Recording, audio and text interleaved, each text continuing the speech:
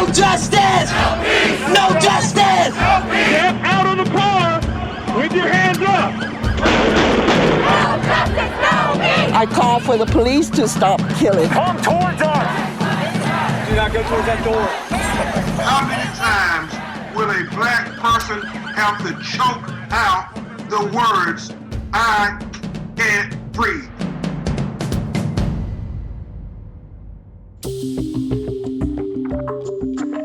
Demands for racial justice as the deaths of unarmed Black and Hispanic Americans by police reach the consciousness and the conscience of a nation. Say their names, a chant made popular so that we won't forget George Floyd, Breonna Taylor, Michael Brown, and others.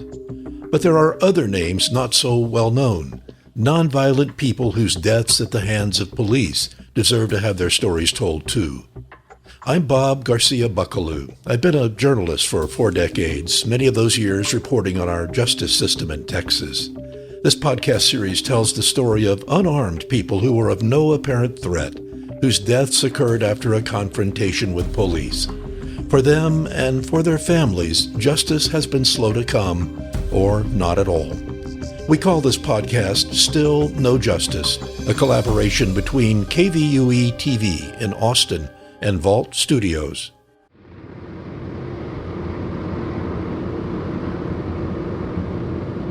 Driving down a Texas highway. It's a big state, of course. In fact, there are 80,000 miles of highway in Texas that can take you just about anywhere you want to go on a wide, well-paved road, even between the smallest of towns. There's Highway 34 that connects 2 small towns. The town of Italy, spelled like the country Italy, but pronounced Italy here, and Honey Grove. The towns are 120 miles apart, yet worlds apart from the hustle of Dallas, a couple of hours to the west. We are in Northeast Texas, where just about everyone lives in a small town. It's a mixture of prairies and thickets up here. The transition from the prairies of North Texas to the forests of far northeast Texas is a very gradual transition. That's reporter Mark Hazlitt from public radio station KETR in Northeast Texas, Commerce, Texas to be exact. This part of the country is characterized by blackland prairies, which produced a lot of cotton back in the day. Hay is more prominent as a cash crop, although cotton is still grown. The milling of cotton led to the creation of one of those small Northeast Texas towns on Highway 34, about halfway between Italy and Honey Grove. It's a town called Wolfe City, named after the man who built the first mill here in the 1870s, J. Pinckney Wolfe. Today, about 1,500 people live here. Northeast Texas tends to be a bit more African American, a bit less Hispanic, a bit more elderly. We have lots of old folks up here. And education and economic numbers are below average compared to the rest of Texas. This is a place where there's lots of folks living on their Social Security, lots of older people. It's a very close-knit part of the state, and it's very low-key. Folks around here don't like trouble. They don't like drama. It's a very traditional part of Texas. The name of Highway 34 changes as it enters the city limits of Wolfe City. It's called Santa Fe Street. There are some nice homes along Santa Fe. People have taken care of them. Then as you approach downtown, small as it is, it's still a downtown. As you approach downtown, a few businesses line the road, and just past the intersection of Main Street and Santa Fe, and across the street from the fire station, is a convenience store called the Quick Pick. It's just a gas station convenience store. It's completely unremarkable, except for the fact that it's so centrally located right in the middle of Wolfe City. If you're in downtown Wolfe City and you need to put gas in your car, or you want to get a cup of coffee or a snack, that's where you go. So it's the type of place that everyone knows, because even people who might travel and work in different circles in Wolfe City, everybody goes to that particular gas station convenience store. It's right there in the middle of town.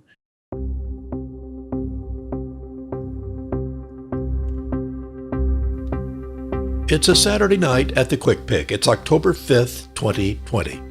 And a fight breaks out between a man and a woman who are inside the store. One of the customers steps forward and tries to break up what witnesses would later call a domestic violence incident. The man who steps up to intervene is Jonathan Price, a 31-year-old black man who works for the Public Works Department in Wolfe City. So he's trying to break up the fight or the argument between the couple when a Wolfe City police officer arrives at the store. Now, it's not known yet if someone had called the cops or he just happened by. But somehow, shortly after the officer arrives, Jonathan Price, the man trying to break up the argument, was dead. He had been shot 4 times by the police officer. The next day, family members and civil rights attorney Lee Merritt held a news conference in the Quick Pick parking lot. If this community, if the city officials, if the Texas Rangers, if law enforcement is concerned at all with the peace of this family, then they can take one step in the proper direction, which is treating the man who gunned him down feet away from where we stand now like any other criminal suspect, indicting him. We're speaking with the Hunt County District Attorney's Office later today. We want to have access to the information that they have. Right now, everything that we've heard is based on rumor and innuendo. We want to see a copy of the video. We want to see the official police reports, which we haven't seen yet. We want the officer officially named, identified, and arrested. This shouldn't have happened to Jonathan because of the character that he had. However, this shouldn't happen to anybody.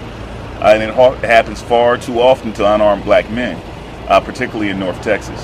And so unfortunately, we can't divorce the race issue from it because statistically speaking, we know that black men are 2.8 times more likely to be killed by police. And those numbers, that's nationally, those numbers are even more severe in North Texas. Jonathan Price was very well known in Wolfe City. He was said to have had lots of friends, some of whom said it made sense that Jonathan would step up and try to stop an argument where a man was appearing to be abusive with a woman inside the store. Mr. Price did not become violent, but there was a male who was aggressive towards a woman. He intervened, and the situation was resolved before law enforcement arrived, according to witnesses. Why this officer still felt the need to tase and shoot Jonathan is beyond comprehension. And so he was a hero. He stepped in to intervene, and as a result of police officers' response, it cost him his life. Reporter Mark Hazlitt spent time in Wolfe City to try and find out more about who Jonathan Price was. Apparently, he was just a very friendly, likable guy. He kept a positive public persona. He was a star athlete in high school playing football, and of course, even in the 21st century, small-town Texas, football is football. It's probably the single most dominant cultural force after people's religion and faith. So he was well known in the community based on his performance as an athlete and his skills and his leadership. And he had a full-time job working for the city, but he continued to work with young folks as a kind of counselor as well as personal trainer. And so he was just apparently a very affable, pleasant, positive, focused young man who looked to better himself and looked to better those around him. And he had a positive outlook. And of course, there's such a brain drain in these communities out here. A lot of them don't have a whole lot to offer young people economically. So folks go to cities to get their lives started, and maybe they come back and maybe they don't. So when a talented young person chooses to live in town, I mean, he did go away to college for a while, but he came back. People really appreciate that because these communities out here really need and appreciate talented, energetic folks who are in their young adulthood who can contribute. Wolfe City has a majority white population. According to U.S. Census estimates from 2018, just 13% of the 1,500 residents are black. Price was said to be well-liked among everyone in Wolfe City. I think that personal reputation transcends race. in towns like this. Now, that's not to say that racism doesn't exist and prejudice doesn't exist. And that's not to say that there are some folks who still have a lot of learning to do about the reality that African Americans face in this country. But in light of all of that, personal reputation really transcends race. He was a local and he was generally beloved. And so even in a town where racism and prejudice exists, you are going to have bonds and friendship across the cultures simply because these are small towns and people live and work with one another side by side. People were heartbroken at the loss of this 31-year-old man. There was a great deal of pain visible in the community. That we would never think that it was happening here. And look at us now. Say his name! Say his name! Monday night, there was a vigil honoring Price downtown, centered right around the convenience store where all of this happened. And there was a great deal of sorrow. We have one request, one demand from this mother and from this father, and it's arrest the cop that killed Jonathan Price today. The night of the vigil for Jonathan Price, the name of the police officer who shot him became known. His name is Sean Lucas, and authorities charged him with murder. Reporter Mark Hazlitt.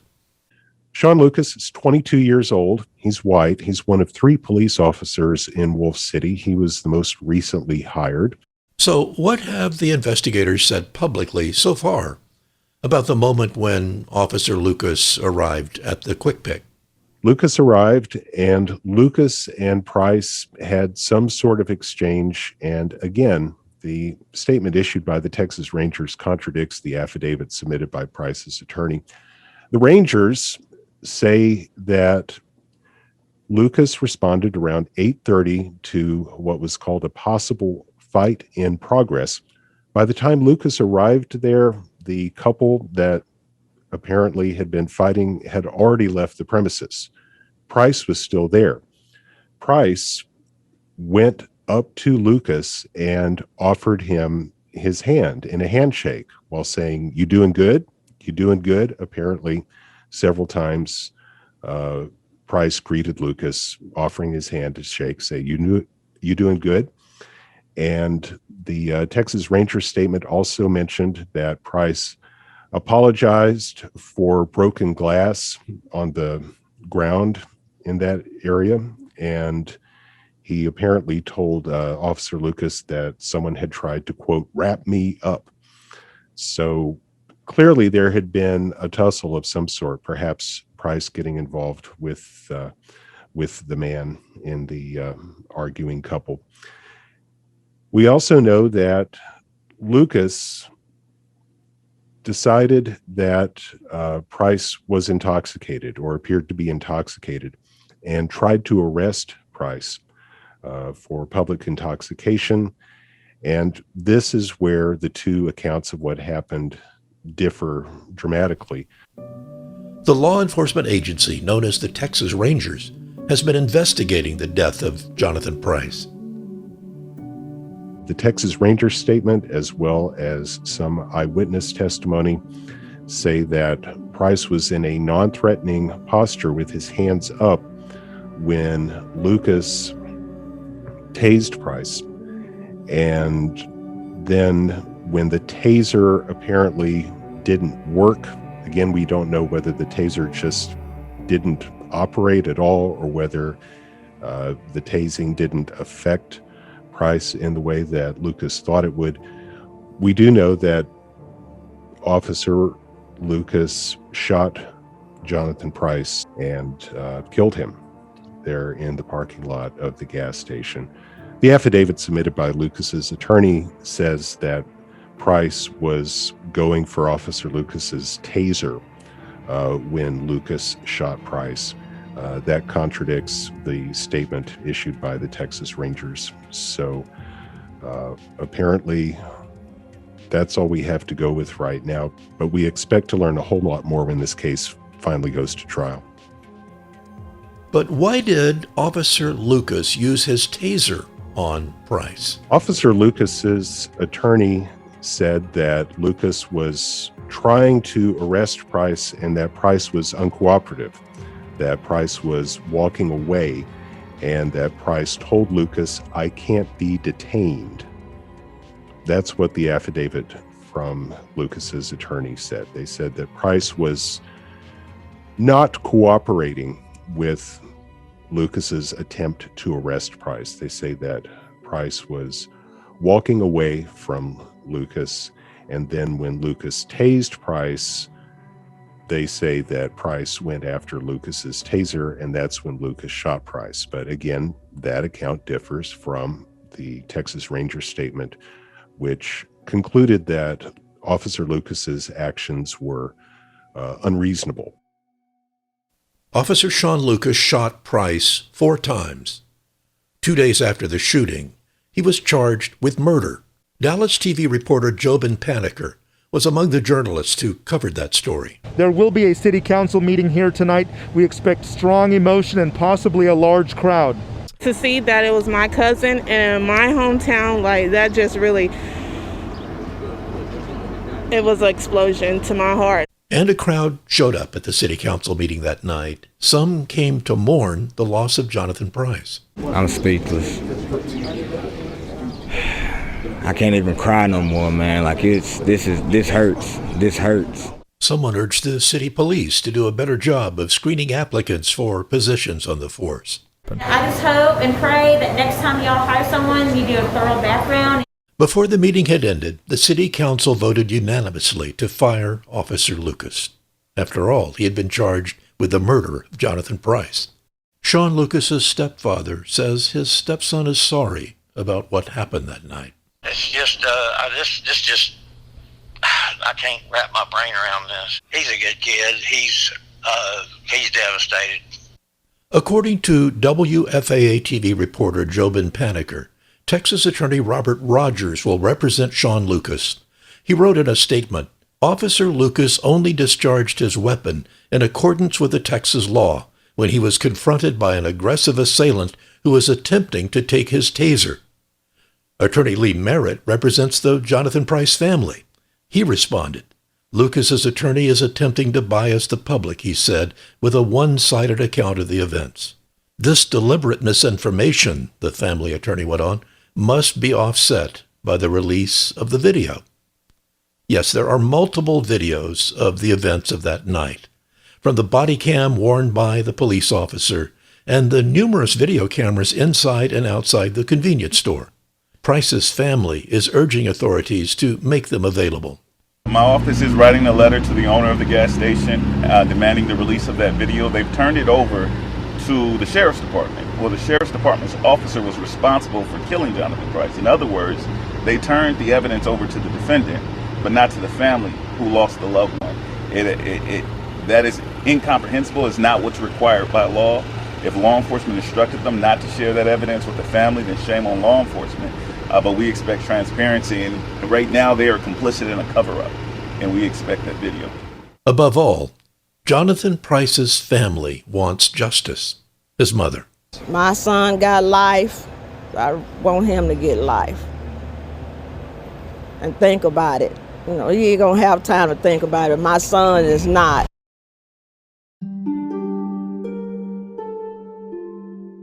The bleachers on the Wolfe City High School football field were full when Jonathan's going home service, his funeral, happened. The words of reporter Jobin Paniker that day captured the mood of a small town that said goodbye to one of its own.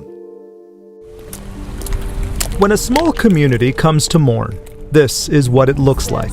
Everybody here is family. Peace is the message. Jonathan would have wanted that. The early morning haze lifts, and this small town starts to show for a public funeral service. Wolfe City is a very tight-knit community. A community now tighter through tragedy. Jonathan Price was shot and killed in town just 7 days ago. Former town officer Sean Lucas faces a murder charge. But today was not about him. This community is always going to be different without Jonathan Price. The 31-year-old was well-known, well-liked. We all grew up together. He was fun-loving, caring, would do anything for anybody. Proven by the numbers sitting in chairs and many more on the bleachers, on the field of the high school where number 5 used to play. This is where his heart was. This is where friendships were forged, but now also where Jonathan's story enters a national discussion. Small city America is where police brutality happens. Even if it only happens once, in the aggregate, it becomes intolerable. The family ultimately seeks justice, and that should have no bearing on big or small town. But the shock feels heavier here. Something like this you see on the news, you see everywhere else, but you don't see here at home. And this really hit home. A community of 1,500 people, pain and sorrow are all the same. The former police officer, Sean Lucas, who shot and killed Jonathan Price, remains in jail. His trial date has not been set. Jonathan Price's mother still grieves for the loss of her son. And they took my son from me, oh Lord. They took my son. Oh, my baby. And they wouldn't let me get close to my baby. I just wanted to just hold his hand. They wouldn't even let me do that. I just wanted to crawl over there to him. And a small town on Texas Highway 34 tries to reckon with what happened that night at the Quick Pick. And so does Mark Hazlitt, the radio news reporter who spent some time in a community dealing with the loss of one of its own. When anything like this happens, it always makes you reflect on the fragility of life and how we're just so vulnerable to death, and how a bad decision, somebody else's bad decision, can end our lives quickly and unexpectedly. So to me, it just underscored the fragility of life. And of course, obviously, the social and political context of race and policing in the United States. That was also part of what I took away from it. But the personal sense of life's fragility was something that I was thinking about when I was driving home after that vigil.